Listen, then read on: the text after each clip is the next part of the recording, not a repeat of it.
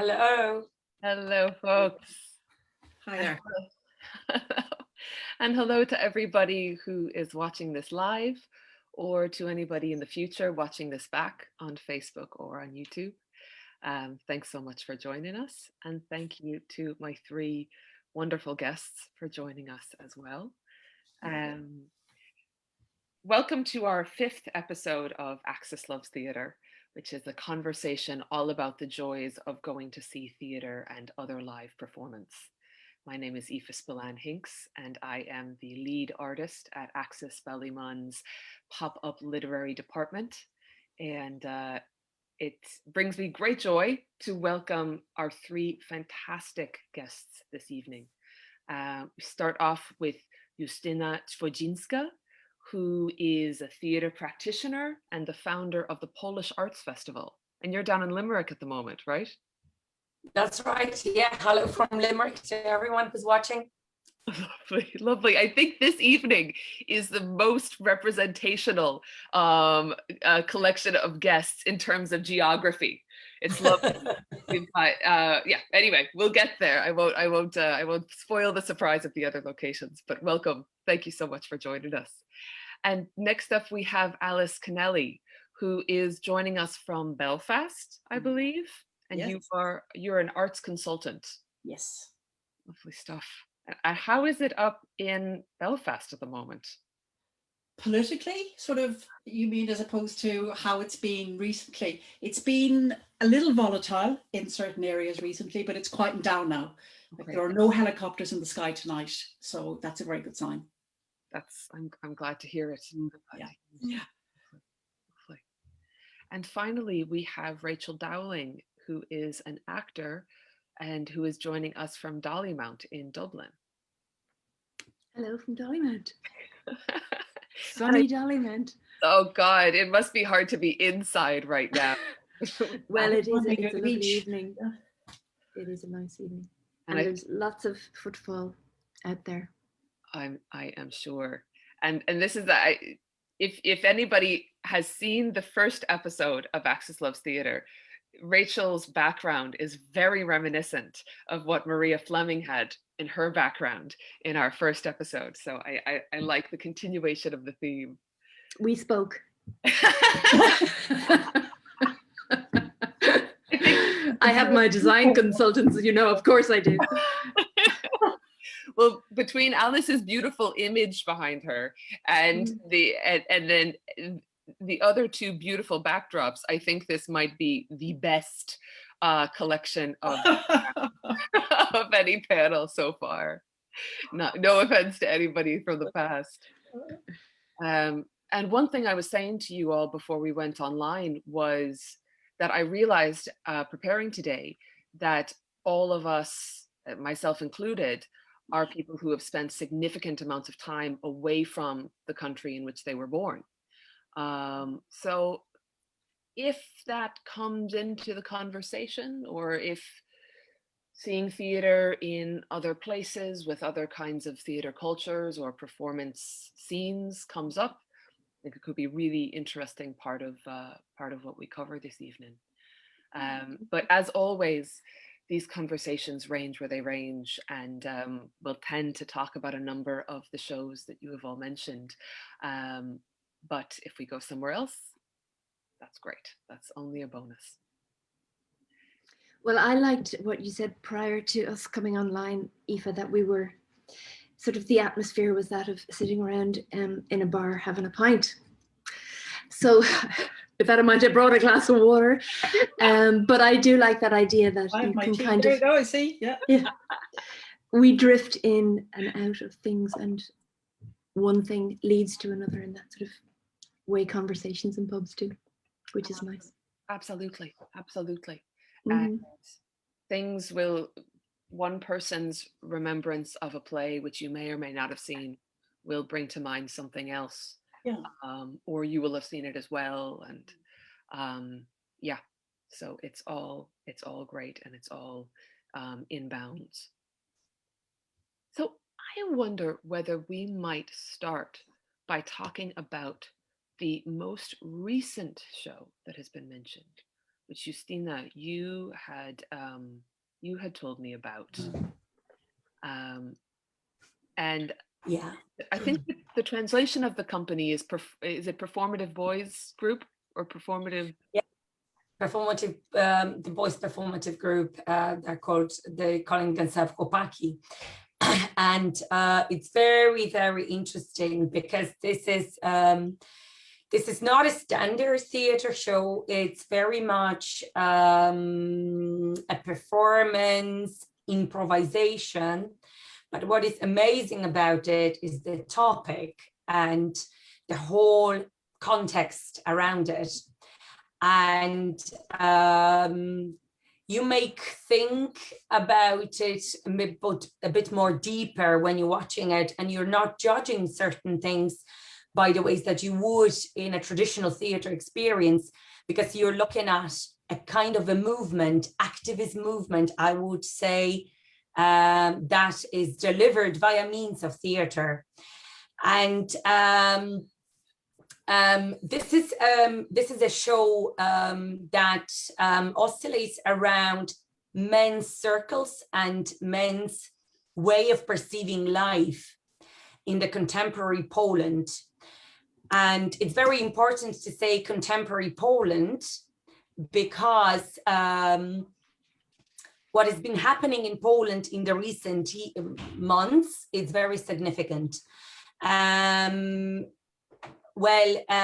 ruling party, Law and Justice, they have doubled down its assaults on the rights of women and LGBT people since they've came into power in 2015, which and they crossed this red line, and when the Constitutional Tribunal handed down a ruling that basically is leading to the fact of ban on abortion and ban on any kind of investigation into the fetus in the prenatal stage, making women in a very, very disturbed way, not being able to make any decisions. And that has turned into a movement in Poland, taking women into the streets, especially young women, and protesting. And a lot of men have joined women, and those guys, they have created their movement around female movement, joining women on the streets and fighting for their freedom of a choice and the rights, the fundamental rights that humans have. So that has how it started. They also started dwelling about all the circles that were formed around that females started forming different groups, supporting groups, female circles, all different kind of groups. And they have started seeing that there isn't anything like that for men. Then the paradigm and the powers that are distributed caused men to go into this kind of wondering about their ability to deliver, about their identity and who they are. And they kind of wanted to reclaim power for themselves, at the same time emancipating themselves from those kind of grandeur expectations that were put on men, because if women need to liberate, men also need to do that. So because of the very strong kind of urge and expectations from the society, from parents, and God forbid if you are from LGBT side of life, then being a man is even more difficult. You might imagine what's been happening in Ireland. In Poland is still happening, and nothing has changed. So whatever laws have changed in Ireland, Poland is just going back into medieval ages for, as far as we look at it with anything. And it's very pressing, like for me personally, that Poland was the leading country in 1960s with the communism regime. Thinking about it, communist regime, Jesus, was bad on its own. But in terms of liberal laws, in terms of women's making decision, they were ahead of the whole Europe, and now they're going back to like Middle Ages. So anyway, those guys, they created a group and they created a show. What is it to be a man? And those men are in their circle and they're sharing their stories as you would when you're sitting in a female circle. And they're going into various aspects of their life. First of all, starting with expectations, with the whole agenda being put by the society. What does it mean to be a man? Who is a man? And what is expected of him? And then those guys, they break it by showing, but we are only boys as well. And we want to be boys. We just want to find playfulness of ourselves. So they are, in a way, transgressing those dimensions by being controversial in hugging, in kissing, in farting, in doing whatever men would do themselves, you know, between themselves, saying, I don't have to be a grown-up all the time. I am allowed my space with the boys. And they're also touching on very moving aspects of being a man rejected by a father, rejected by society just because they do not fit into the box, or just because they think differently, or they like the other man, or they don't want to be in this job anymore, or they're choosing different options, or they're not as strong as they're supposed to be. So the whole hour is sharing of stories of those men in such an organic way, in a way that you feel you're part of it, and they are sharing not their strengths in terms, their strengths that we believe the strength is, but in terms of their vulnerability and being a human, that also finds it very hard to find themselves in the society that makes such a big demands. You know, the world of success, the world of great paid jobs, always know what to do, always being on the right side, supportive, strong, tall, and all of those. So it's been a very interesting journey, I believe, for any man watching it, but also for a woman. And them saying that we've done that because we stand along with our women that do in a way rebel against the oppression that is being put onto them, and they just want to liberate and be free. And they said, this is our way of becoming free from the system. And so they, in a way, they pay homage to the feminist movement, and at the same time take some space for themselves, and want to make it kind of clear that women's movement in Poland is in the center, at the center. They don't want to take that space. They kind of say that what is happening is important, and our way of strengthening it is to show that we want to be there with you, you know? It's like our next logical step in the whole discussion. So that's the most contemporary thing I have seen, and I'm quite delighted that this kind of conversations are taking place using the medium of a theatre and performative arts and improvisation to spur the discussion, because here we are centered around the discussion. We don't in a way dwell on the artistic vision in terms of, I don't know, scenography or director's vision or something. Yeah. We are meeting another human being that wants to tell the story, which is amazing that the theatre has the ability to do that. Yeah. And then after the show, there is a discussion, and you have a chance to sit with whoever is joining the show. Like last night, it was 146 people joining the show. And then you have the discussion around it, and you're talking with them around those experiences. So I believe not only the show, but what is happening after is really significant. That is brilliant. And you've referred to last night. So this is so current that, and Very current. It's streaming, right? This is online. And it's actually, they have another show happening at this very moment. So they had a few shows booked for April, and there is a second one happening this moment as we speak. So it's very contemporary, yeah.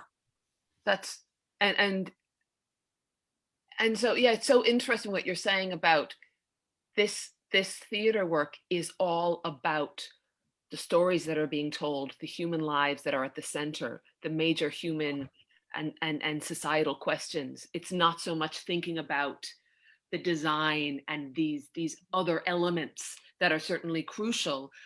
In general, we're talking about theater, but this is about these stories that have to be told and shared and yeah, just brought into other people's lives. Absolutely, the awareness of things happening, because I believe we very often sometimes forget about the bigger picture. We look at things and they are very much relating to it personally, how it affects me as a man, as a male living in this society, next to those women that have the guts to do it. You know, because it's not obvious. The society is so polarized. You're going from mother hating the daughter for going onto the streets. It's so strong and it's so difficult. It's so misunderstood and put into the one label, you are a baby killer. There is no discussion about anything. There's just one label. And I've been labeled that as well. Like, I'm a baby killer because I said I'm with my sisters saying that you have to be granted fundamental human freedom, and I'm after the human freedom, female freedom. I believe that no church should tell you what decisions to make. You know best yourself. And I've been a subject to a huge hate in Limerick because of that, because we've went onto streets ourselves with a few of the women just showing support. Really? But I say, you don't understand, you know? Yeah.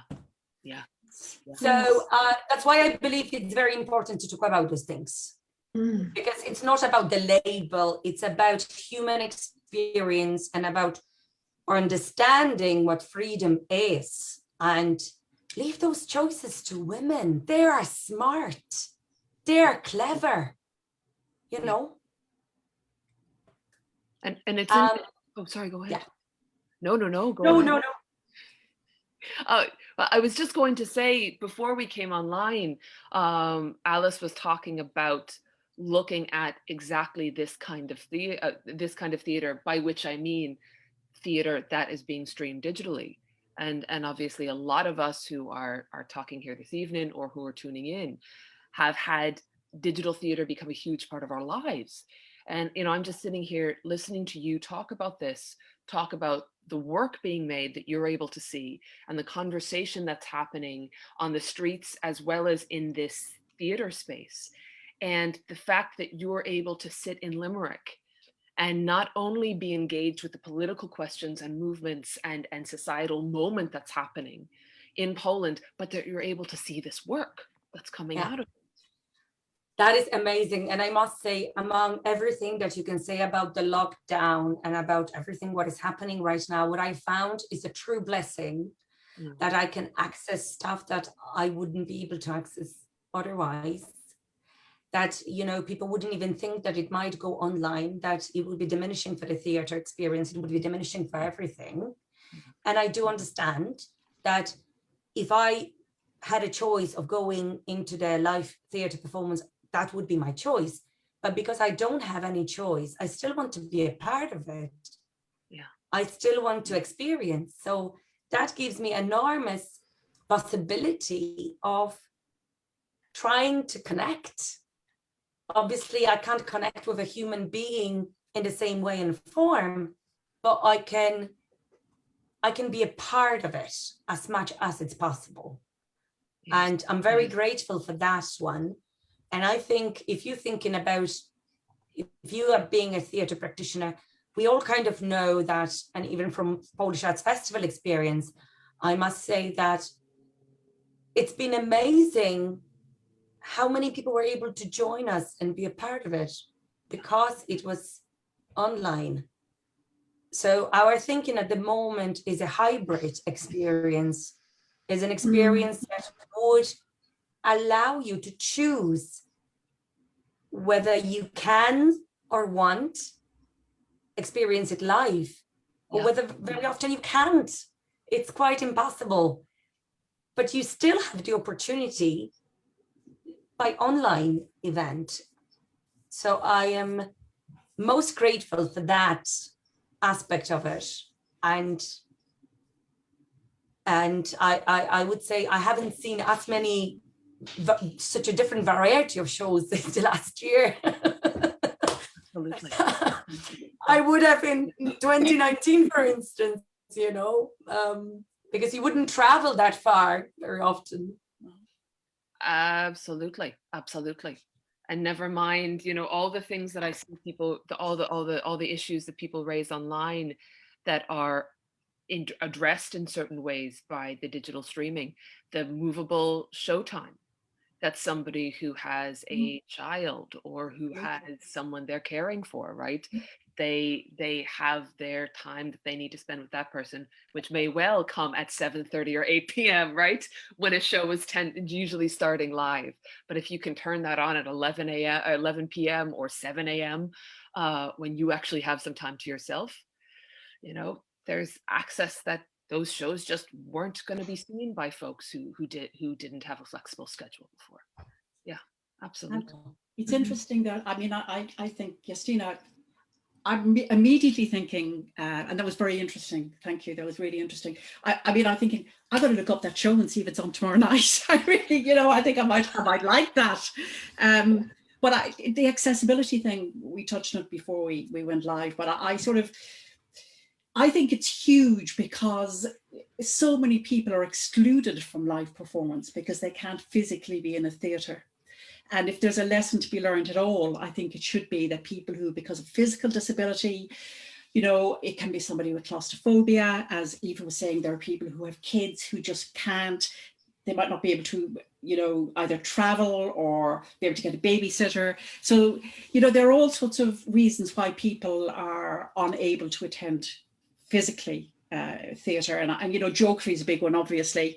I mean, I was amazed that the National Theatre showed, this is in London, showed they live streamed, actually I don't know if it was quite live streamed because I think they showed some of their big hits, but every Thursday last summer, and 15 million people watched. 15 million. And it was so successful, they've now set up a concept called Home, National Theatre Home. And oh yeah, I've seen that. Yeah, so it's going to be, you pay per show or you pay per year. I think it's like something like it's £99 for the year. But like there's, you know, I mean, not every theatre organisation may be able to do that. But as they said, you know, the fact is you can't really stream theatre without having live theatre. Yeah. That's the bottom line. And I just think, I mean, there's a huge discussion happening about this in the UK. I mean, I've been in and out of webinars of, I don't know, since last August. We're not having that sort of discussion here in the same way. I don't know that we have discussions on an ongoing basis about access and, you know, about accessibility in general in theatre in Ireland. You know, I've been to a lot of conferences over a good many years, and it doesn't come up that often. And I really think this is, you know, it's something that even thinking as a person from rural Ireland, how, you know, if you live so far from the city, of, you know, your local city, you live again several hundred kilometres from Dublin, which is the centre, I suppose, of most artistic activity in the country. You know, it opens up. Touring has there's been a huge demise, I think, in physical touring in theatre in Ireland, and this really this could open up all sorts of possibilities in that regard. So I'm very enthusiastic about about it, in case you didn't guess, but I really am. I think it's, you know, I think it's really, as I said, they're picking up in the UK on it, and I know there were more people, there's more money, but I just don't think we're having the conversations here yet that we need to have about it. That's really interesting. Yes. Yeah. Lots of things brought up there. Justyna, I'm fascinated by the company that you're talking. Did you say it was called Obi? Can you hear me? The company and the performance I'm talking about. Yeah, what the name of the theatre company was that. They're actually the Boys Performative Group. I can share that link with you, and I can share a very interesting article around it. Right. That would explain their purpose and way. Unfortunately, the very show is just in Polish. So they are, because it's improvisation, it's in Polish. But I see a huge kind of possibility for that to pick up in Europe for any kind of a man, you know, that would like to spur this discussion about what does it mean to be a man, because we're talking all about female rights. Female rights, and we know that female rights are not guaranteed. They have never been guaranteed, and you know, and but what about the change of a paradigm that is happening, the shift? And the roles that the society is kind of asking us to take on both sides. On both sides, I'd say we're equally struggling. It's all brings to. Yeah, sorry, Rachel. No, go on. No, it just brings to mind, and I can't say that I've carried this through, but it just on foot of what Justyna was saying there. There's an Irish artist, Fiona Whelan is her name, and I've been following her. She has. Just because of something, I'm raising a son, so I'm really interested in the whole, this, you know, kind of taking down of the patriarchy, and then what's coming in its wake, and also that kind of reimagining of male space and female space, and all of the kind of upheavals that have been happening, and watching that and wondering, you know, on the one hand, young boys being told in sort of established institutions like school and whatever to be one thing, or, you know, giving them certain leads as to how to behave, and of course all of their other influences, notwithstanding all of their personal influences like phones and stuff. But so yeah, as you were saying, Alice, this conversation hasn't really been brought up about accessibility that much, although I was involved in a very interesting conversation with a webinar that Aoife, that you were involved with, from that woman from Yale. It was so interesting. Sarah Holdren. Yeah, and that whole idea of the mixture of online and live theatre was fascinating discussion.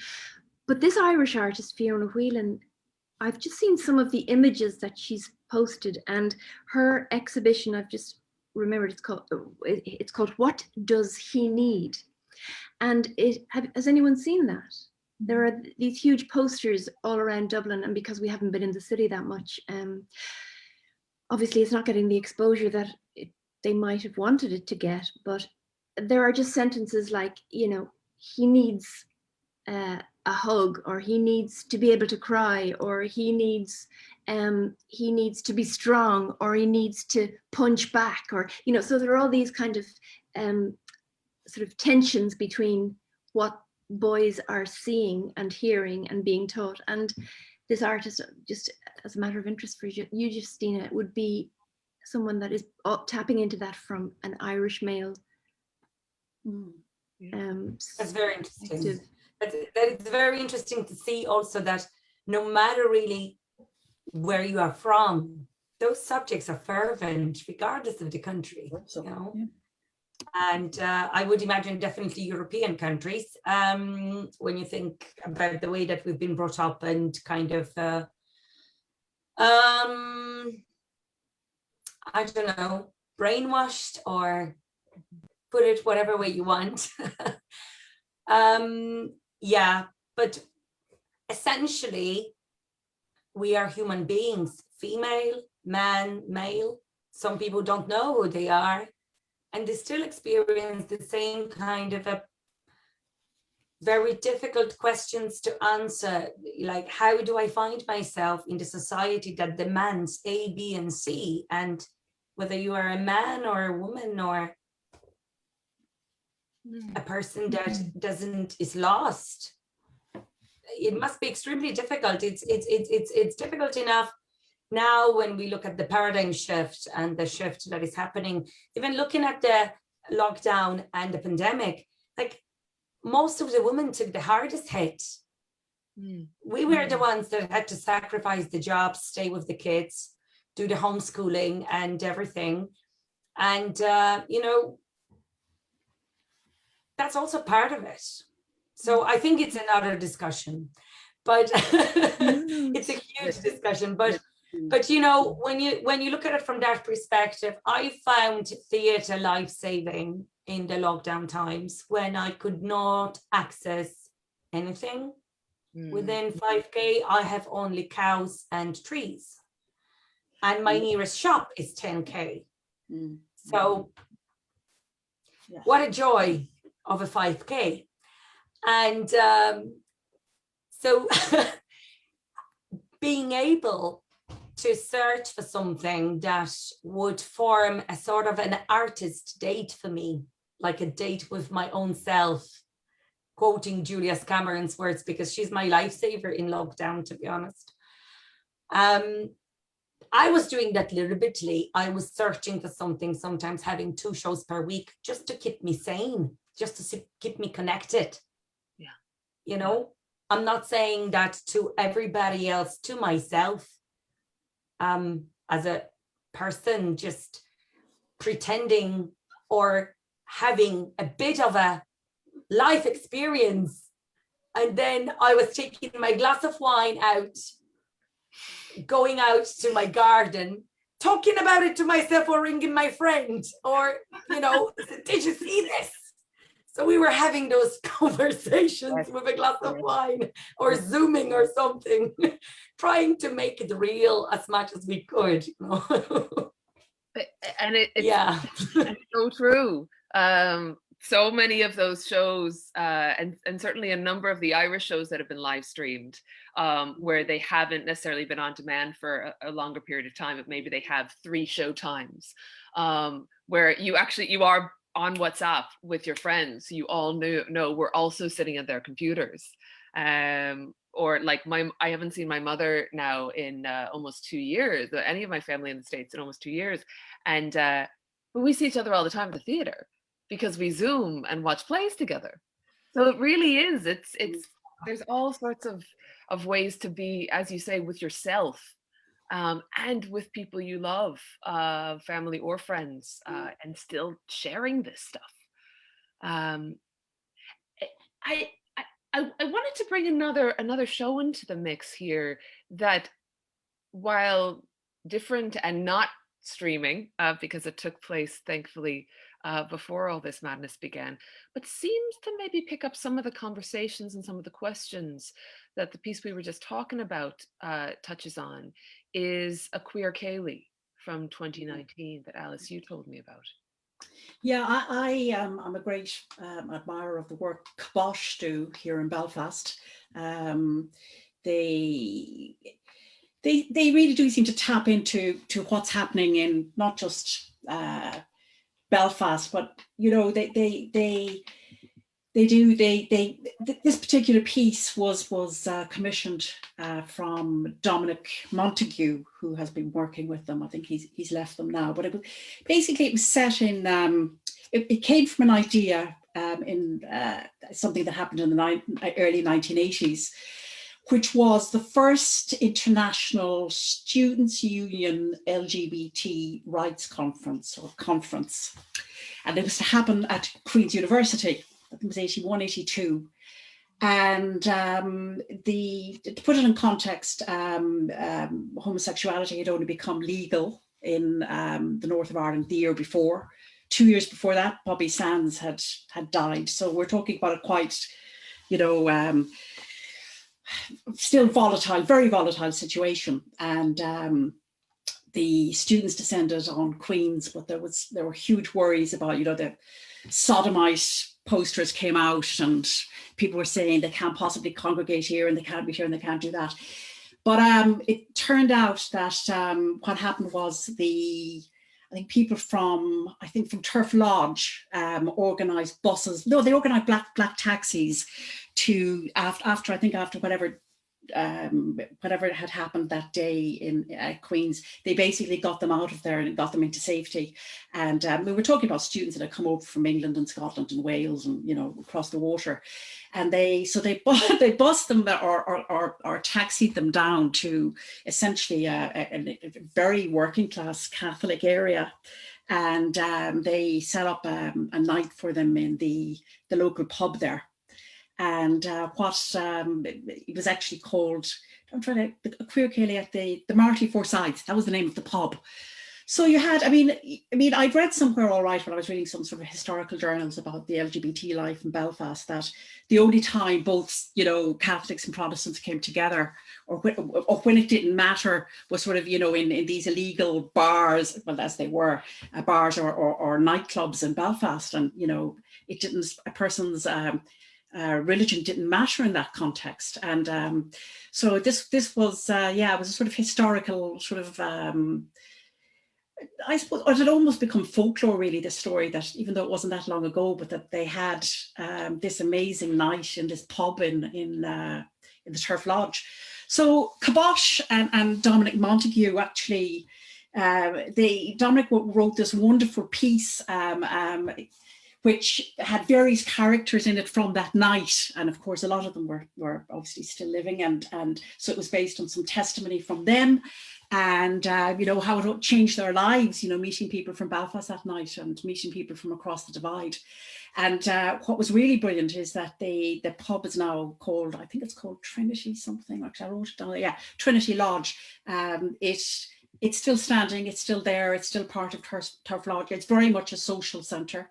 And the show actually happened it was set up in one of the sort of, if you like, a large sort of room with it was a bit of stage, and we all came in and we sat at tables. You can go up and order your drinks. So it wasn't even a traditional, which is what I liked about it, it wasn't a traditional theatre setting either. And the whole thing was reenacted, and it was absolutely brilliant. And Paula McFetteridge, who directed it, I mean, she had, you know, the actors were sort of mingling in amongst us, and it was, and people were, you know, people were just reacting normally as if they were in the middle of something. And I really liked that, you know. And I mean, it was the only time in my life actually that I showed up for a show a week early. I actually turned up at that pub a week early. And I was going, where's everybody? But I don't think I've ever did that in my life. But I did come back a week later to see it. And it was just, I mean, it was one of those things where the story itself was incredible. Yeah. The fact, and I'm a great believer in theatre, that theatre doesn't have to happen in you know, a stage, the whole contempt, you know, the whole, what's the word I'm looking for? You know, we don't have to proscenium kind of. Yes, conventional, I suppose. You know, conventional black box. Yeah. Yeah, because I often think we're always looking for new audiences and trying to bring people in, and yet we always want them to come to us, and we don't tend to go to them much. And this it was absolutely packed that night, and I was sitting at a table. I went by myself, you know, sitting there. I met people from West Belfast. I mean, for me, even getting down from North Belfast, I mean, I think that's why I went the first week.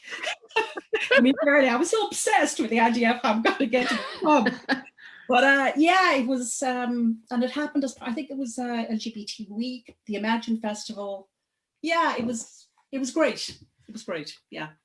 And what kinds of, and maybe there isn't any one kind, but who were the folks who were there?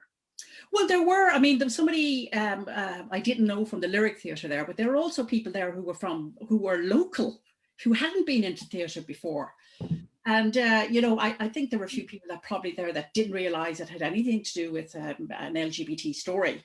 But it was also, you know, there was so much humor in it. Like the one thing I remember about the production was an awful lot of laughing, because, you know, the difference between, I mean, sometimes I have a problem understanding the dialect and the words, and, you know, I'm getting around to it now. I'm understanding it a bit more, but, you know, they had these English people who'd come over for this conference, and they really didn't understand an awful lot of what was being said to them, you know, and it was well written, and there was a lot of humor in there. But there was also, you know, a very sad side to it. There was a story, I think there was one particular female who was telling her story, and I mean, you know, like a lot of people from that era, including myself, you know, who people led very closeted lives because it just wasn't acceptable really in society to say that you were lesbian or gay, you know, or transgender or bisexual. I mean, you just, when I think of it now, I mean, you look back and I sort of think, you know, I remember wandering around Dublin, like people didn't have places to go, didn't have places to congregate. I mean, that's where I was at the time that was happening in Belfast. And just how, I mean, we're still looking for so much, the LGBT community is, but when I think back to like 30 years ago, I mean, it was just rigidly difficult. I mean, there weren't any proper clubs or pubs or any sort of social places where people could socialize together, you know, and how, yeah, I suppose, especially for gay men who, you know, that they were actually breaking the law by having relationships with other men. So it just, you know, sometimes I think we can be very hard on ourselves, and we sort of think, oh, you know, well, you know, looking for stuff, and of course, when it comes to rights, human beings' rights, where we should continue to push the door. But my God, in my lifetime, I mean, everything's come a long way. You know, I mean, everything's come such a long way. So yeah. I think you're absolutely right. And speaking as, well, I was going to say an outsider. I've been living here for 15 years, so I won't say exactly an outsider, but somebody. Not anymore. I don't. No. Although I was just thinking, I first met you, Alice, during the first couple of months of my living here back in 2006. Were you only there a few months? Oh, right, yeah. Yeah. Yeah. But, you know, but thinking about the last 30 years, the last 20 years, but especially, you know, my mother always talks about being on an Aer Lingus flight in, was it 95, when divorce was repealed, or when divorce was legalized, and to think about the kinds of very deliberate decisions that have been made about moving things into a different place. Yeah. Yeah. It's been huge. It's been huge. And I you know, and I think sometimes we can't forget either that there are parts of rural Ireland where people are not out because they would still find it very difficult to be, they would feel, you know, it's like what Justyna was talking about that thing about being different, and how being different is unacceptable. And that's really what causes the problem, is people don't know how to deal with difference. And actually that goes back to what we said earlier about, even about, you know, accessibility. And if somebody, you know, if somebody is claustrophobic or they have huge anxieties about being in a space, how, you know, we're not facilitating their need and love of theatre by finding another way to share with them. So, you know, again, we're not accepting their difference. Yes. So I think it just, you know, to me, it is about difference. I think that's where, whether it be political trouble in the north of Ireland the last few weeks, or whether it be to do with sexuality, or to do with disabilities, or to do with, you know, women's rights in Poland, I think the same thing's going to happen in the north, actually, because, you know, abortion is not available to women as an option in Belfast, and the DUP are saying not in our lifetime. And the Northern Ireland Secretary is saying, well, actually, you know, we might just overrule Stormont. So I think that's another big thing that's going to blow up. Yeah. But just, it's about, again, about difference, you know, accepting somebody's different beliefs, different ways of living, you know, that's the essence of where these problems lie, I think, you know. Yeah.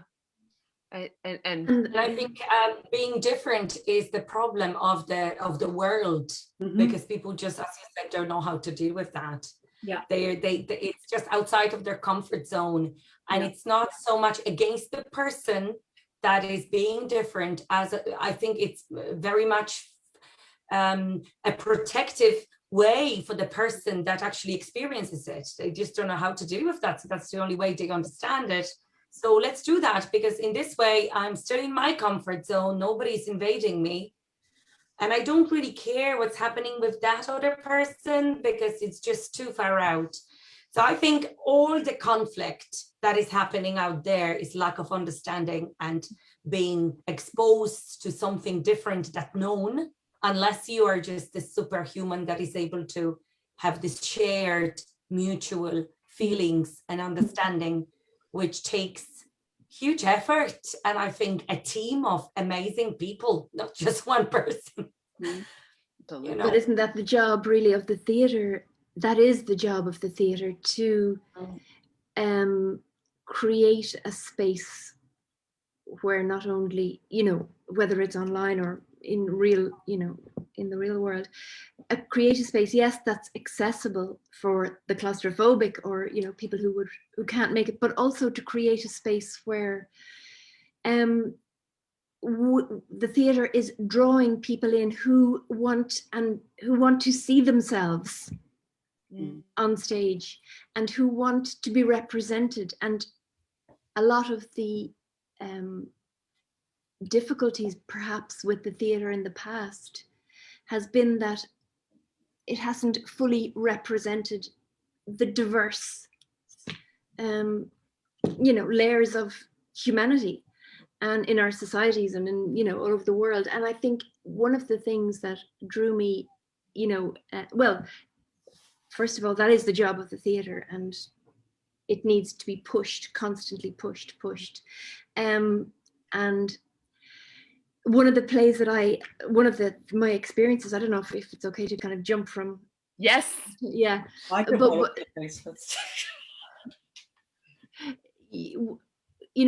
chose pieces tonight in a way.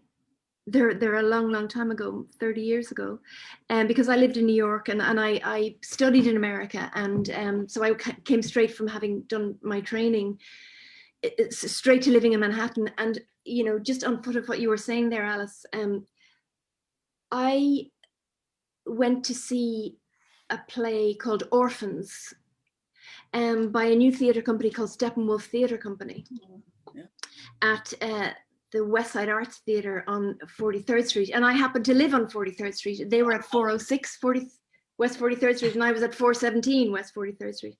And I had been to this small theatre, which is, has an even smaller theatre upstairs and the sort of bigger house downstairs. And I had heard about this play, Orphans, by Lyle Kessler. And yeah, oh, there's the poster. You found it, Aoife, you're so clever. John Mahoney, yes. Yes, and I was very young and extremely naive, having just done my training in a very conventional way, really, in a kind of internship and kind of apprenticeship style in America.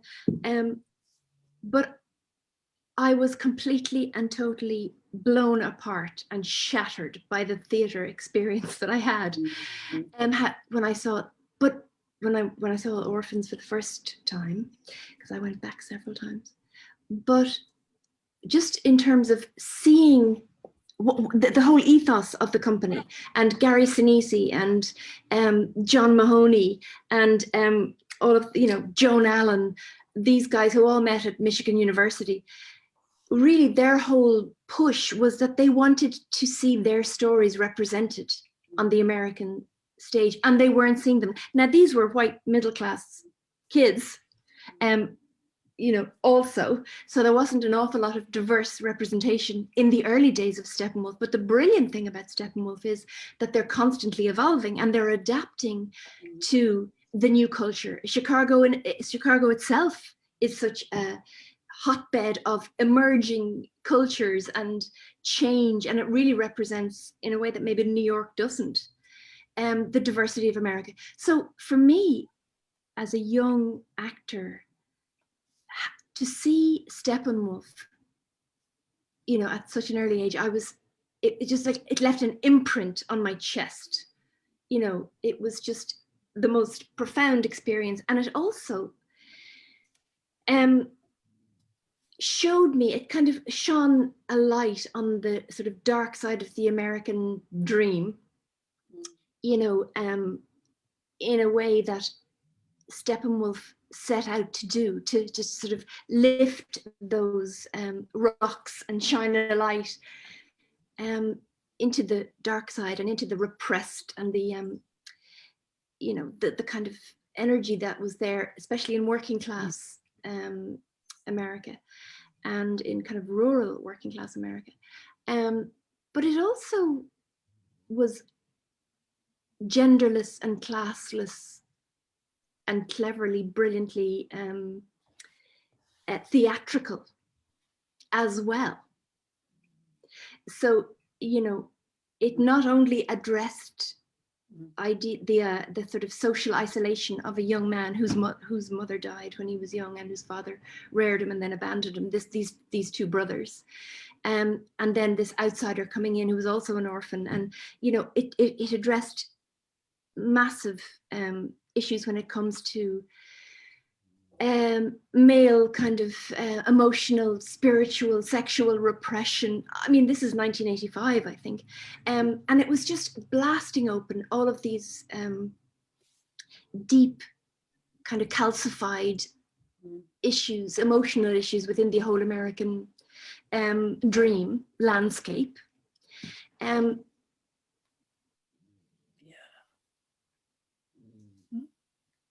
Has Rachel frozen? Oh no, Rachel. Incorporate brilliant design, brilliant theatrical sort of tableau kind of esque forms, as well as the crashing, violent, aggressive, naturalistic, super realistic style of acting that was a sort of early signature of Steppenwolf's work. And I will never forget, it was my first introduction into the music of Pat Metheny. Mm-hmm. Jazzy, edgy, violent, emotional, you know, deeply moving soundscape that Pat Metheny created for this play specifically. And for me, it was one of the formative kind of theatrical experiences of my journey in the theatre, because it really demonstrated the power of the form as well as the messaging with, you know, brilliant with and the power of good writing. And this, I had really never encountered this sort of revolutionary, I thought, style of acting, which was, you know, I mean, I went on to study Meisner, but it came from that Meisner, Stanislavski Meisner base, but I hadn't really seen it in American theatre.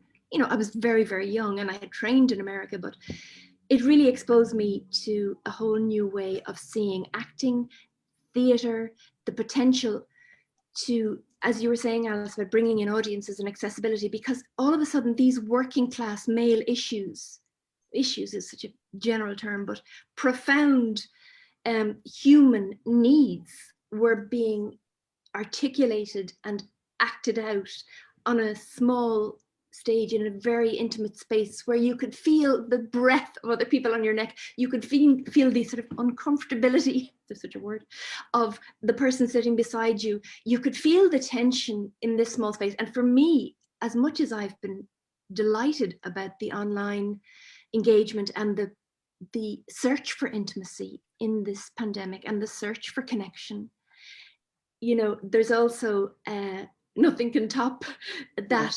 suffocating, exciting intimacy that happens with strangers in a dark room. And so it blasted my heart and mind when I first encountered Steppenwolf Theatre Company, and it laid the foundations for me in terms of my search for the style of work that I wanted to do, or the style of acting that I was drawn to, the actors that I was drawn to. I mean, anyway, so that's all to say, Orphans was, you know, had a you know, a big effect on me, obviously, and it was a major influence on me in my early acting career and my search for satisfying theatre. And it defined my choice, you know, it defined my taste, is what I mean. It really helped me to clarify and crystallize my own taste and what I was drawn to.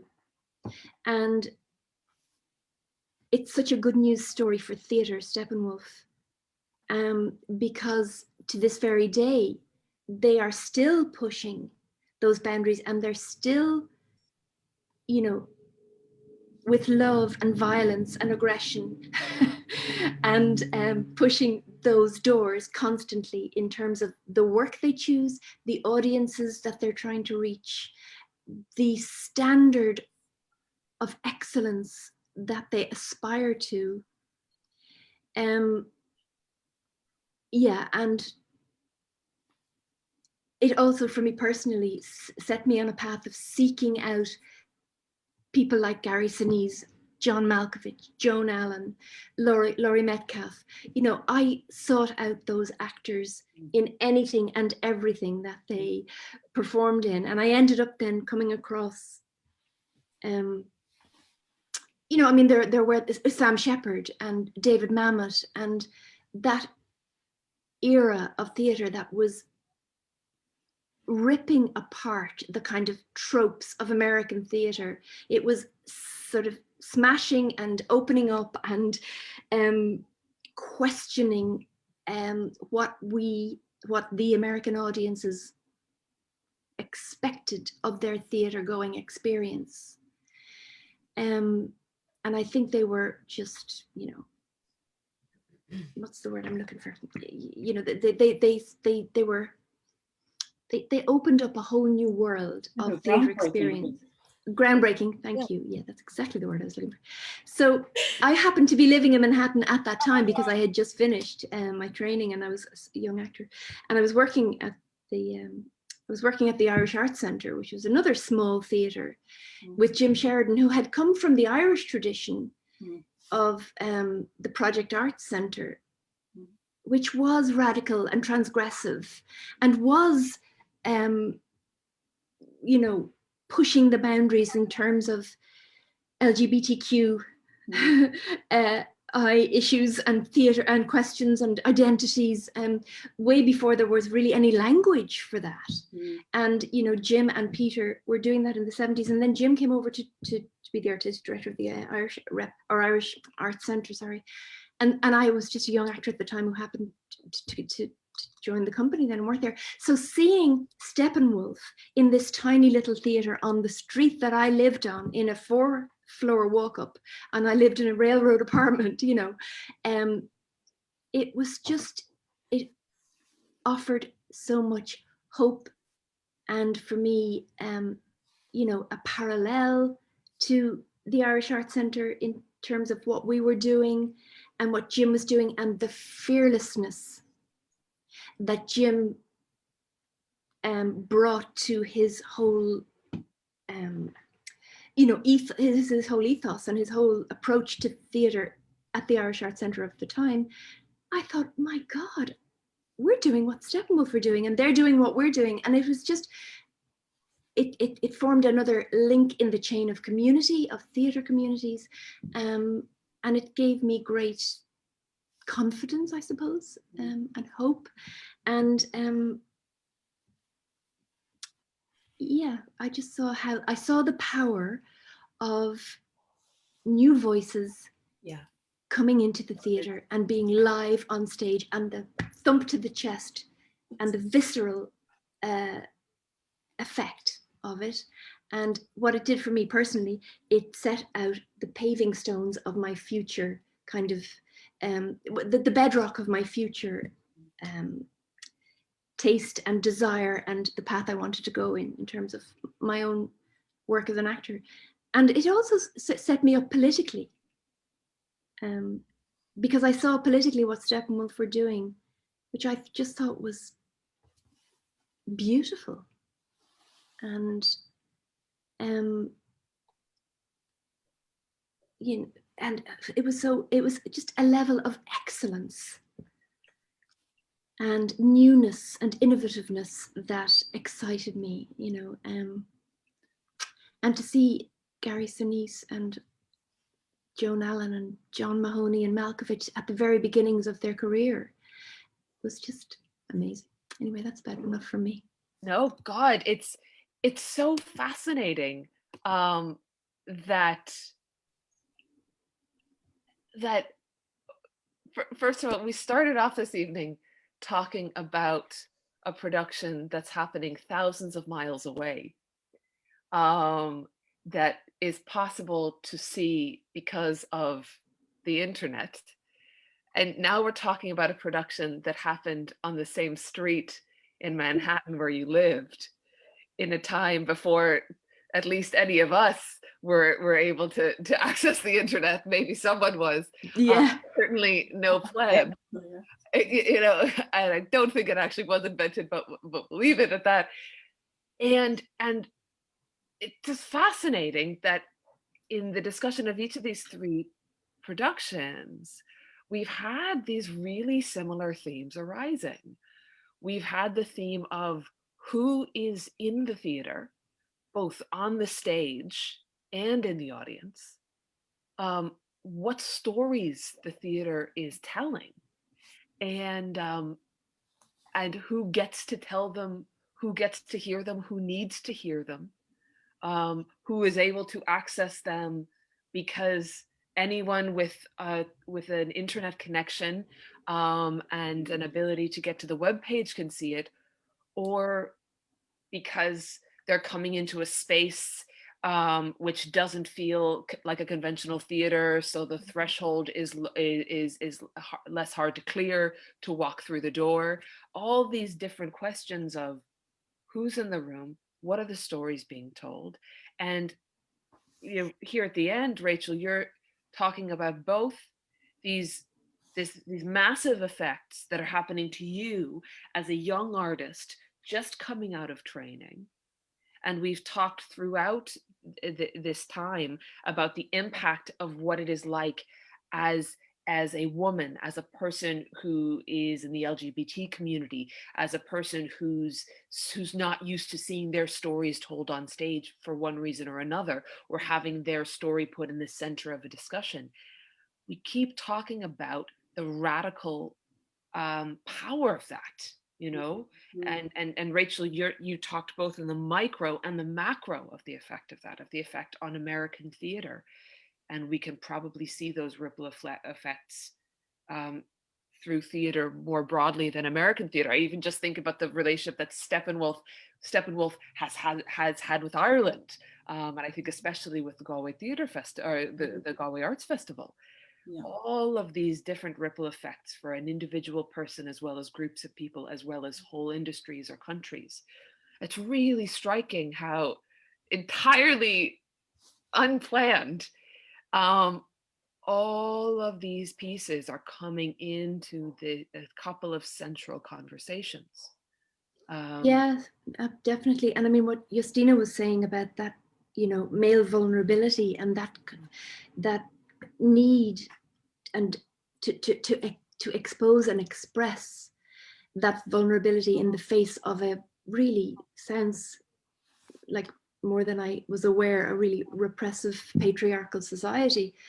You know, in a way, very much so, Orphans did that because it exposed the vulnerability of the two young men who were isolated and locked away in this apartment, this rural house, because they were scared and vulnerable and emotional, and they didn't feel that they could enter back into the world. So because of their vulnerability, because they weren't real country men, they weren't real strong all-American men.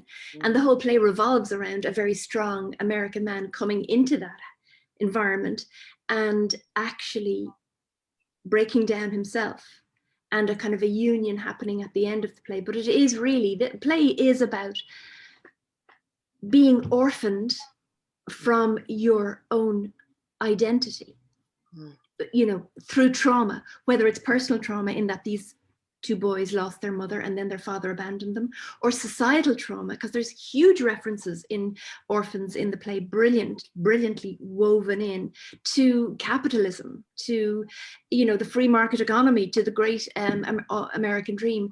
And it's epic, but what it's really, you know, poking away at and exposing is the need for American men to, and men, of course, universally, to access their vulnerability and their inner voice and their kind of vulnerable voice. So, you know, that was back in 1985. And be allowed, and I might step in, Rachel, and be allowed, first of all, to feel it, then to express it and not be rejected for expressing even that this is how I feel, you know. Because, you know, the demand, I believe, is so huge and the standards are so high for both. Like, you know, I think both of us, I think it would be very fair to say that men and women, they go through a lot of changes in society that they find themselves not being able to follow anymore or agree with it, or, you know, you kind of want to be yourself, as accepted as yourself, rather than being given a role, or, and then all those traumas come afterwards. That's my kind of sense and belief.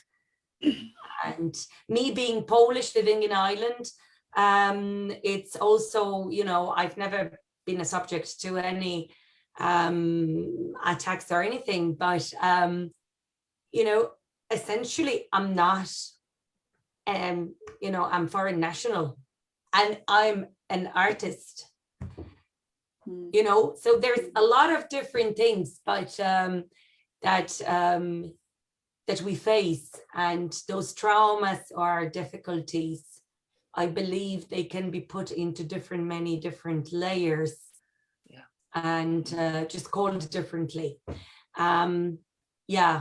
Yeah, I think that's why theatre is very important, to raise those questions, and I believe it's an amazing tool for discussion, an amazing tool for making people think outside the box and maybe experience what you were saying.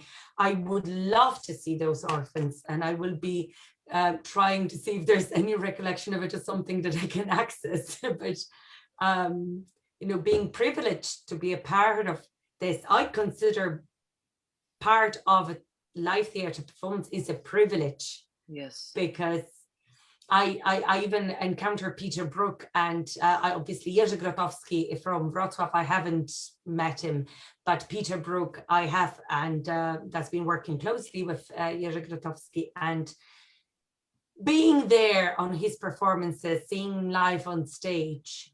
And I was writing my master thesis about him and the concept of the theatre. I felt like, oh my God, I spent every penny I have or zloty I have, and I was a student at that time, and I remember having just enough money for one ticket, which was quite expensive, and then the rest of the nights I was standing outside the theatre saying, I have to see it again, please let me sit on the stairs, I just have to see it. And they're like, oh, go on. I just had no more money to, you know, get another one. It was like 20 nearly euro at that time. It was back in 2004. So that was huge money for me as a student, even, you know, I was like, I have all my money just for one ticket. And I actually bought it. It's so it's amazing to be part of it. Well, it's just so amazing. Sorry. It's just striking me that both of you are talking about seeing productions multiple times, especially at a certain, I think there's an age when you might just keep on going back and back and back to see something. I mean, I remember the same exact experience of a show when I was in college, and it was actually a Polish director, Christian Lupa, who had come over to do a production of Three Sisters in Boston when I was in college. And because it was in a theater that was on campus where I was studying, we were just allowed to sneak in the back. And so I used to just like every night during the run, just sit in the back row and just watch it and watch it and watch it. And there's something about being that age, whether it's late teens, 20s, where you just kind of are just sucking it in. Yeah, there's no doubt about that. I think, when I was looking back, I mean, I was going, oh God, this is giving away my age here. But really, a lot of the best things I saw were in my 20s, and I suppose, like Rachel, I mean, I understand exactly your experience and the joy of being somewhere where something really important and special is happening. And I would have seen a lot of work at the Royal Court. And it was just, as I was listening to you, I was thinking how important new writing is. And as you know, and how new writing really reflects the contemporary world. And when it's political, work that might have been that was written in the 80s, we can now say was political. Maybe it wasn't seen as being political at the time, but there was a lot of social commentary, and I don't necessarily think as much is happening now. I thought of actually when Justyna was talking about the theatre concept or performance rather in Poland. I was thinking back to the time of Tariq Ali writing about, it was a time that Salman Rushdie was given the fatwa for writing, for mentioning the Quran or disrespecting the Quran. And I remember I was in London, and the Royal Court within 48 hours staged a production, staged a reading really of Tariq Ali's response to the fatwa being put on Salman Rushdie. And I was just thinking about how theatre often is, or new writing is, a most wonderful tool in responding to what's happening around us. And I mean, that was the one time I remember thinking, oh my God, this is amazing. Now, as it turned out, on the day there was a protest and everything but the point is that, theatre at its best does open up dialogue. It opens up discussions, and it opens up. And even if you're a member of an audience and you're listening and taking in something, you go away and you have discussions with yourself about what you've just heard. And I would like more political theatre. I think we've become very. I think we're probably more careful. I think people, because of obviously because of libel laws, because of copyright, between all the things that surround us now, people do have to be very careful about what they say. I think maybe 30 years ago, freedom of speech, in a strange way, was in the theatre community, people did rise up and say what they wanted. I remember the Royal Court being seen as a really powerhouse of voices, and people like Timberlake Vertenbaker and Carol Churchill, and these people, they were theatre was seen as radical. The writing was out there. People were saying things that were being thought about behind closed doors, and there it was out there for discussion now. And you were like, if you were going to the Royal Court, you were definitely left of field. Edgy, yeah. Yeah, but the fact is that it's new writing does that, and that's one of the reasons I love going to anything new.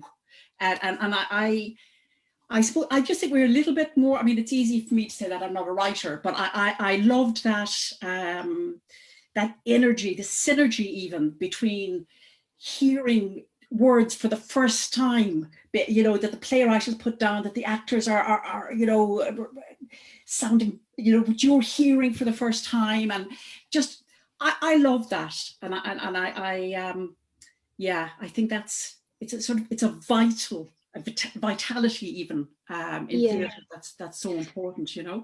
I think that's a really, absolutely, and I think your point there about audiences. I think really the job of the theatre, the ongoing, evolving job, as we're evolving as humans, you know, the evolving job of theatre is to disturb what we think are our points of view.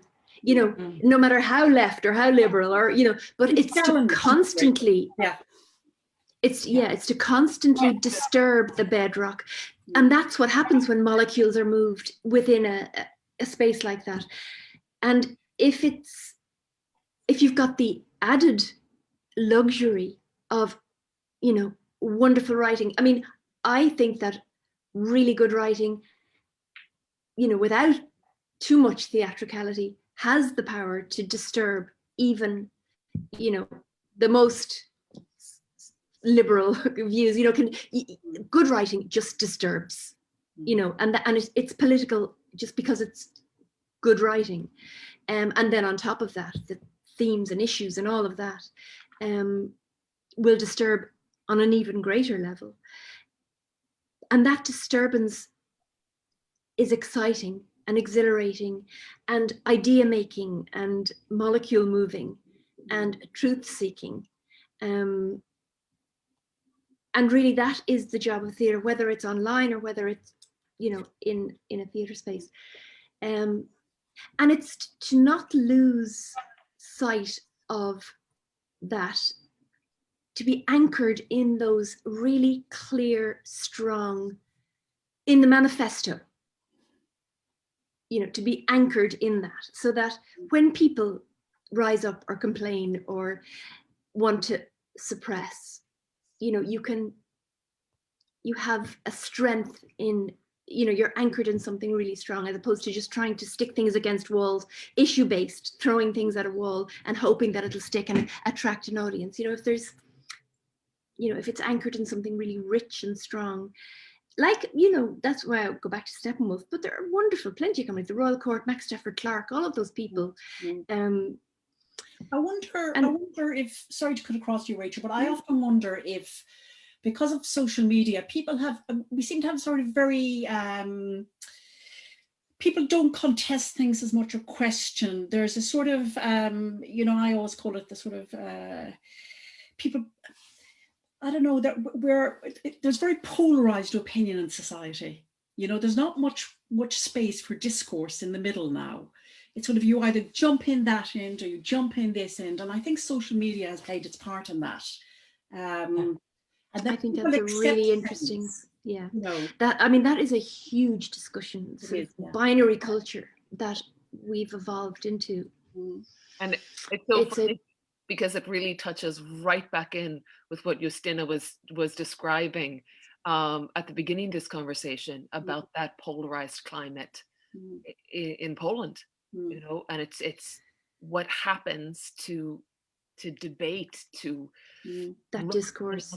I mean, that's the job of the theatre, is to not acquiesce to that binary culture, in a way that we constantly go into the nuances, the murky territory, the murky waters, and we stir it up and maybe shift opinion on the other side, and, you know, or draw people in, or, you know, that is the job of the theatre, to not, in a way, take a position. I mean, I'm sort of contradicting myself in a way, but I think what good writing does is it presents something non-judgmentally in all its complexity. Really brilliant writing in all its human complexity, and allows the audience to explore it, and you know, has confidence in the emotional intelligence of the audience to work through on a personal level what it means to them, and also society, and on sort of bigger picture thing. But good writing, it sort of takes a non-judgmental position. You know, that's also probably open for debate. but I think there's an essential curiosity in good theatre, that it doesn't exist to prove a point, it exists to ask a question. And to make people think. And I think as an audience member, get them out of their comfort zone. Yes. Yeah. And I think you are by default listening if you're a member of an audience. And I think, you know, I mean, when I first went to London, we were just transitioning into the whole digital era. I mean, mobile phones hadn't quite come in.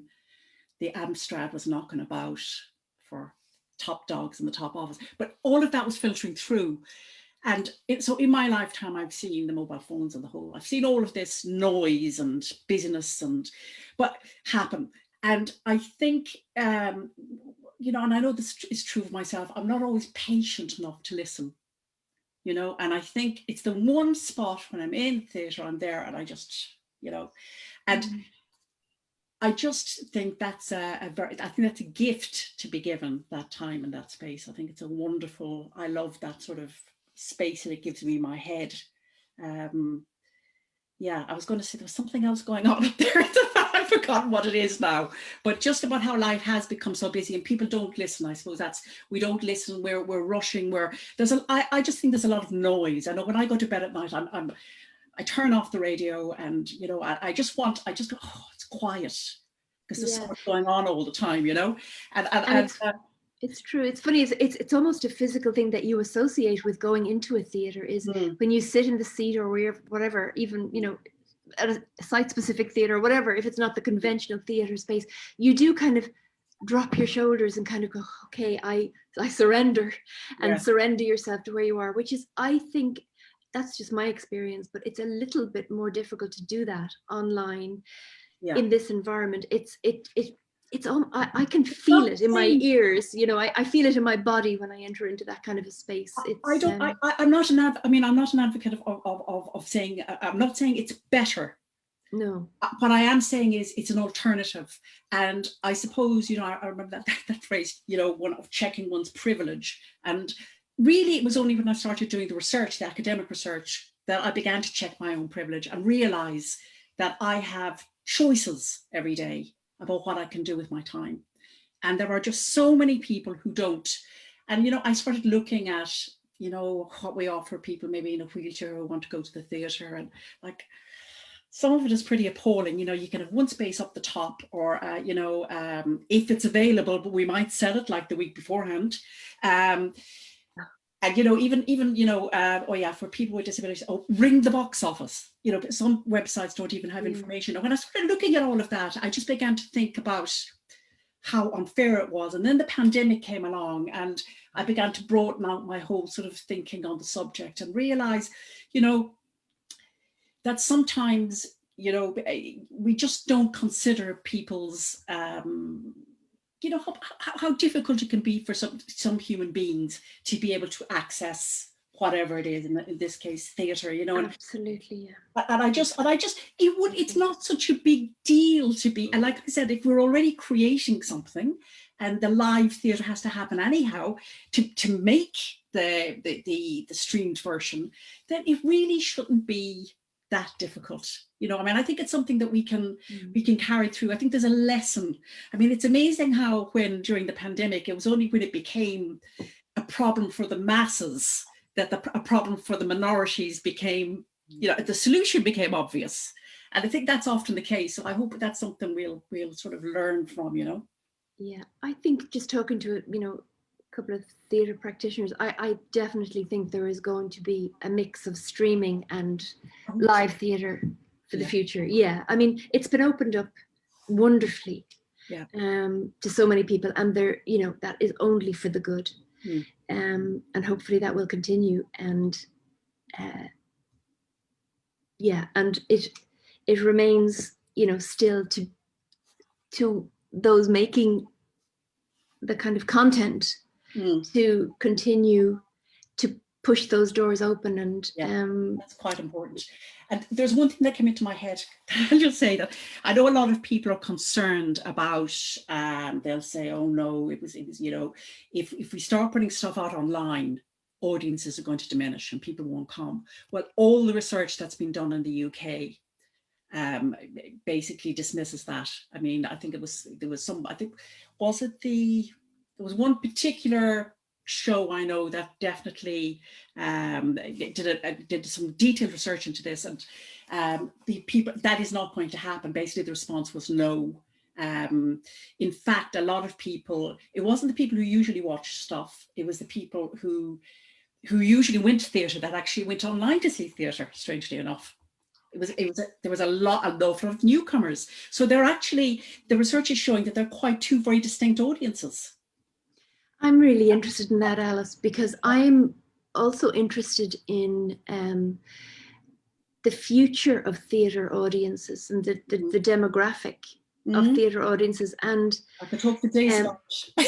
Yeah, it's something that really interests me. And also, yes, if the content is online, wonderful, and accessibility for those who it isn't as easy, let's say, to get into a theatre space. But it's, who are we guiding to these websites, or, you know, to these, you know, showings of things, and how are they being guided, and who are they being guided by? And I've found it interesting over this period for a year and a half, having a young student son, interestingly, that the schools weren't guiding them to performance and theatre, and you know, I found that a bit disappointing. I hope that will change as we get more used to the idea that there's content online, and also to encourage, you know, the next generation of theatre goers, so that us actors have people to play to. You know, I think that for me, that's just a huge question, and something I'm really interested in, and about developing an interest. There's a complete point, I think, between, I mean, it bothers me, having come from a rural area myself. I touched on it earlier, that, you know, if you really want to go and see a live show, it's very, very, very difficult.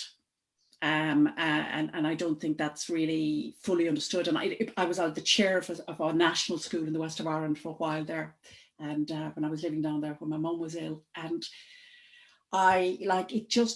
talking about, you know, I really wanted the children to go have an opportunity to go and see theatre. And it was, eventually I got Branner, Branner came out and did a show, which was brilliant, but it doesn't necessarily pop up on their curriculum. And there was no funding to take them into the city. Now we're talking 70 kilometers away. But to me, the fact they wouldn't have that opportunity is, you know, and they are the audience of tomorrow. You know, I mean, I saw one particular kid who I always thought was quite shy. I saw her in the front row of the Branner show, and her eyes just lit up, and she was entranced, you know. And I think it's like, there's education, there's culture, there's this. I mean, I don't like that. I have ideas on that, which I won't bore you with, but I just, you know, things are too political. There's, you know, policy is not developed enough to think about young people. I mean, you know, it's like, I like Arts Council and all of those policy making bodies. I don't think they really see children and young adults as being an audience, and they are. You know, cultivating that future audience. Well, I mean, I think Creative Ireland's remit is to, you know, not to go off on that kind of tangent, but I think Creative Ireland, that is their remit in a way, to develop future audiences. But, you know, and they have this schools thing that they're trying out. It's the reach. Again, you know, it's checking your privilege, what you said. I love that phrase, Alice. You know, we have an opportunity now to expand the reach of theatre through this, and you know, it has gone from, in the history of Irish theatre anyway, you know, from being a very working class, well, actually no, pre that, but, you know, Victorian and all that, Victorian times, but into kind of, there was a time when it was a really working class thing to do, to go to the theatre. Yes. And then that, you know, that sort of changed, and it became more of an elitist thing. I don't know where it's going to settle after this. I'm really curious to see where the audience comes from after all this, because interesting what you said about that research. Does the audience member who used to go into the Gate, the Abbey, the Olympia, wherever, exactly the same, are they going to say, well, sure, no, I can have a bottle of wine now and stay and still see the performance? That isn't what the research is indicating. It's that they will continue to go to the theatre. That mainly the people who watched online have been new audiences, which is phenomenal. Like it is, and hence, you know, for the National, for example, because there are people who have been doing this for a while and particularly geared their operation up during lockdown. Like, we're talking a lot of money. Yeah, like, you have the potential to actually bring in audiences has just exploded. But I think, for me, the future lies in enabling arts organisations to share digital expertise and personnel and all of that. I mean, I think, you know, in England, I think they have Marquee, and there are various other commercial operations. But the National have started.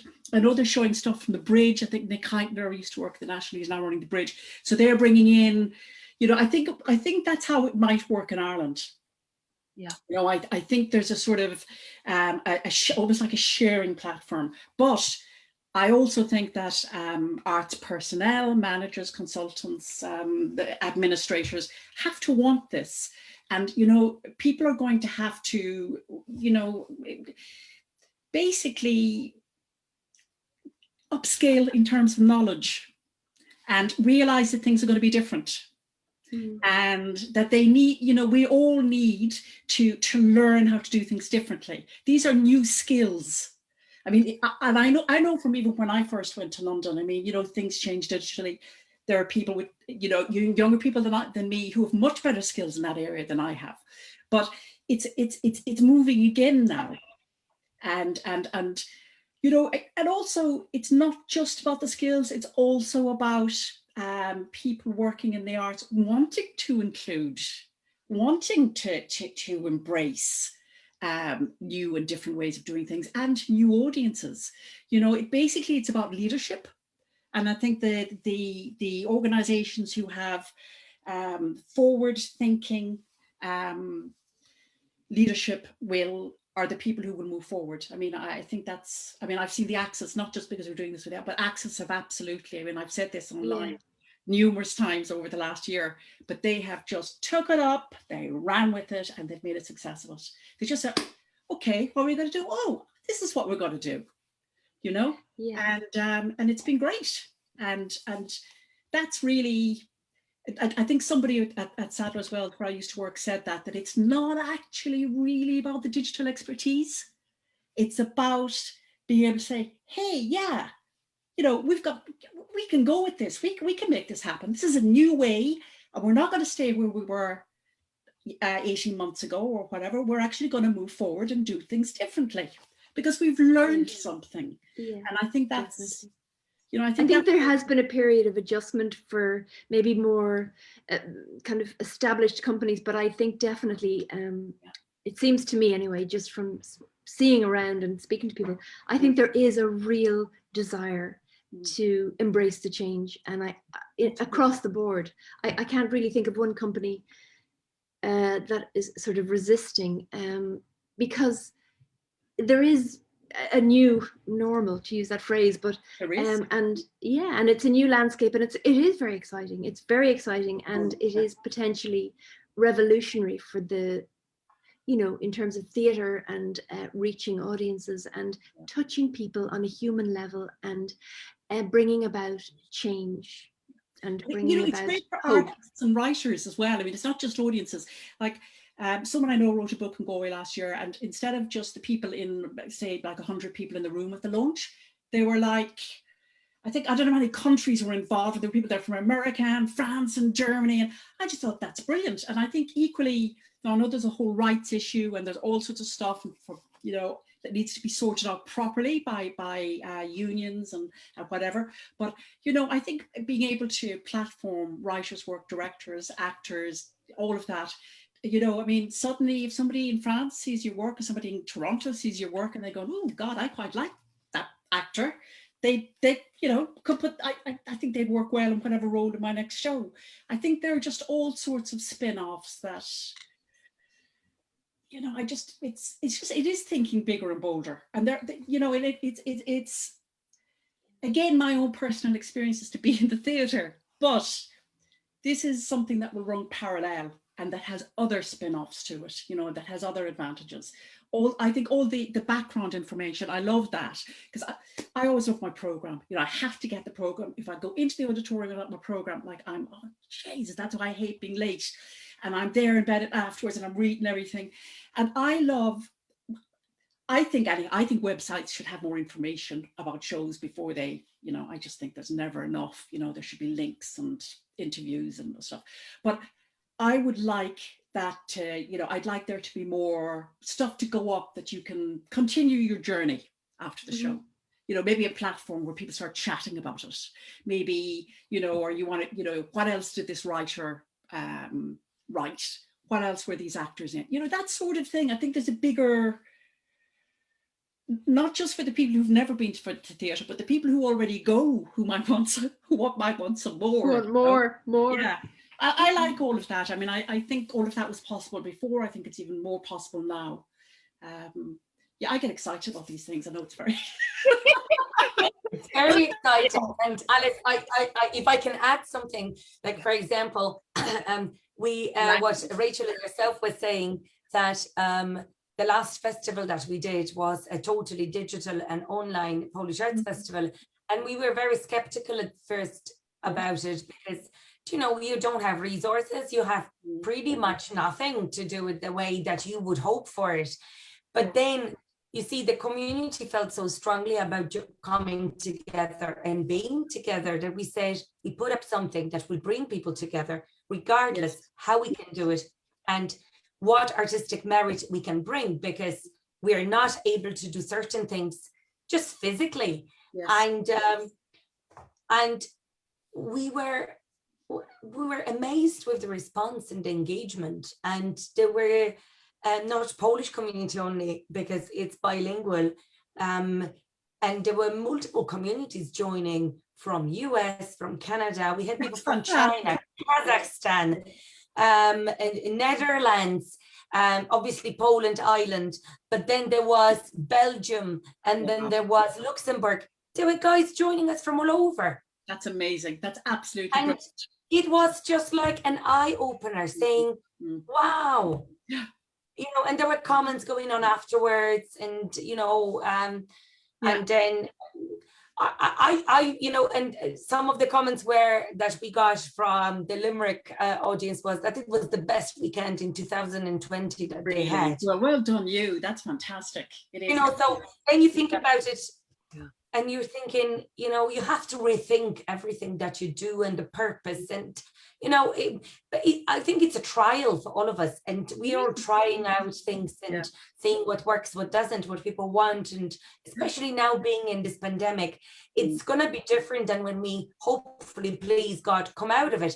What's going to stay behind, and what experiences will we, you know, will we take, and then how the society, how the theatre will change, how people will change. We don't know.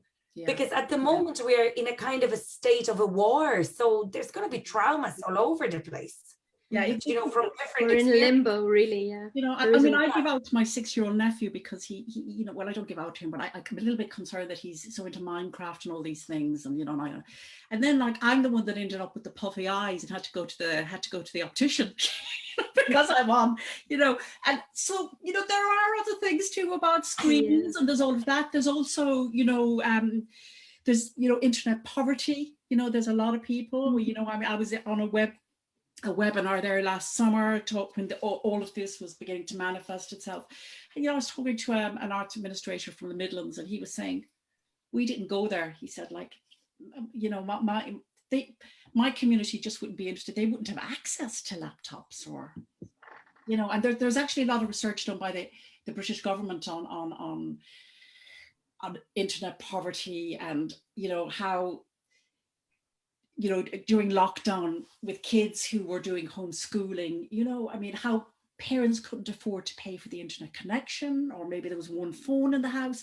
So now I know the levels of internet poverty are going down, but there's always a minority, you know, even when you think, oh, this is, you know, this is making theatre more accessible or education more accessible. It isn't always, it's not a panacea. And I keep having to remind myself that it's not a panacea, but it does. And it doesn't, my own personal worry is that somebody might see something online that isn't particularly terribly well filmed, or, you know, and that they may go, oh no, I'm not going to the theatre. No, I hated that. That was awful. And that has always worried me, because I want somebody's first experience to be a live one, because I think that's the best, just the best possible thing, you know. And it sort of changed my life at the first show I saw. It was just like, I want to get back into the theatre again. That was all I wanted to do. And, you know, Justyna, you're right. I mean, I think we don't know what's ahead of us. We don't know what's going to happen. And we don't know, you know, we don't know.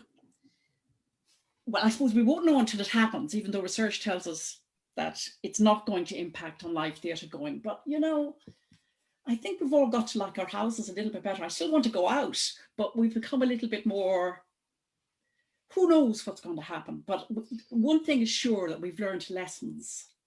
You know, we've learned things that we can do in the theatre world that will make the theatre going experience better for many. And I think that's a really valuable thing, you know. Absolutely. And it strikes me that two of the major elements of this conversation are both about the same fundamental principle, which is innovation. One of these innovations is the thing that's been happening forever in theater, which is the innovation of telling new stories in different ways that may have nothing to do, even we haven't even really talked about design that much in this conversation. It's been about text, it's been about narrative, it's been about who's on stage and who's in the theater. So we have innovation that involves technology very little. It's just about human innovation, and how we progress with how we speak and what we speak and what that speech does.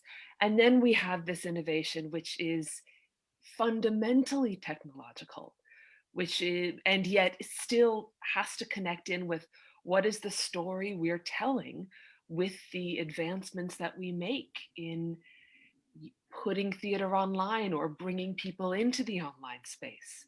And that, you know, as you've been saying, Alice, you have to know what the narrative is of that journey. And what are we trying to do as an organization or as a company or as an industry? And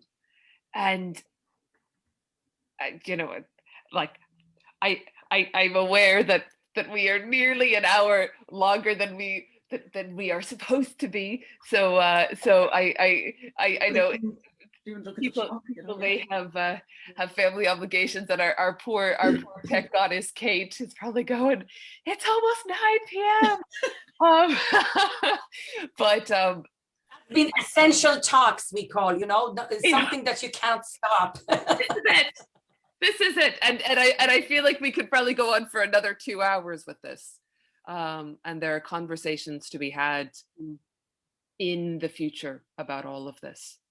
And I hope conversations continue. I mean, I think I said this to you, I think by email, Aoife, but I've often felt that, you know, I've had more conversations about theatre in the last year online than I've had in a lifetime. Beautiful. Because like every year a theatre forum conference would pop up, and we'd go and we'd all have really rewarding chats, and then we'd go back to work and we wouldn't see each other for another year again. And you know, I really think talking is really important, because every time I have discussions with people, including tonight, I'm reminded of things that, well, maybe I thought it should be like this, but maybe, you know, they've a point, maybe it should be a bit more like that, you know. So it's a learning curve.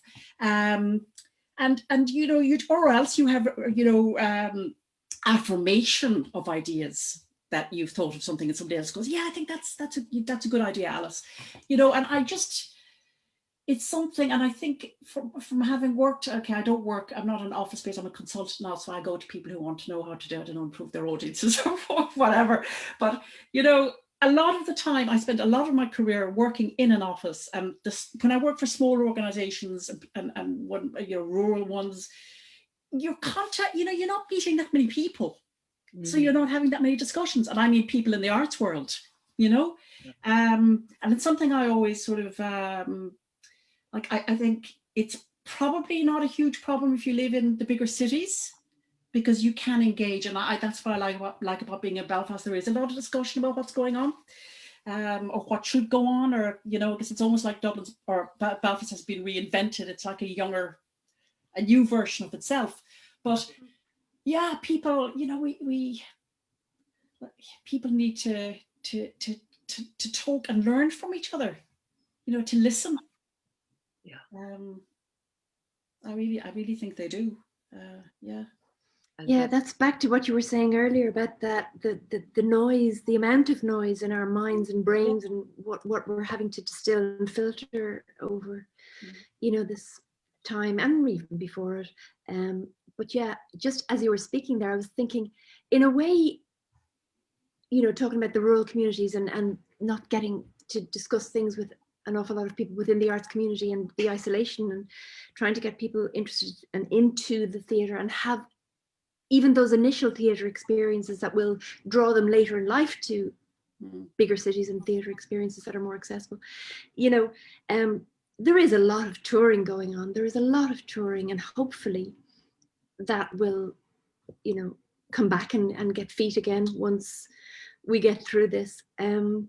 But I think there's a great combination to be made with this technology and touring in the old way that, you know, the kind of early companies of the sort of Agnew McMaster kind of era back in the 40s, I think, or the 50s, when, you know, the word did go around that a touring company was coming. And in a way, the internet is, and the whole digital sort of world is great for that, because to encourage people to go to the live experience and to get their interest online, but say, you know, come to the live experience.